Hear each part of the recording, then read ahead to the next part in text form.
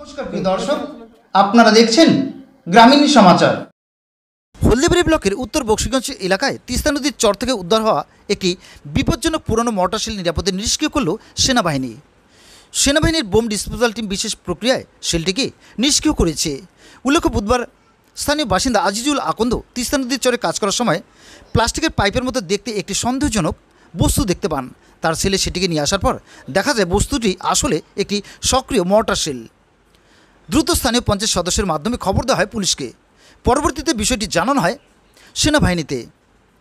এদিন সেনাবাহিনীর bomb disposal বিশেষ টিম বিশেষ প্রক্রিয়া সেলটিকে নিরাপদে নিষ্ক্রিয় করেছে। নিষ্ক্রিয়র খবর ছড়িয়ে পড়তেই স্বস্তি পেলেন এলাকাবাসীরা।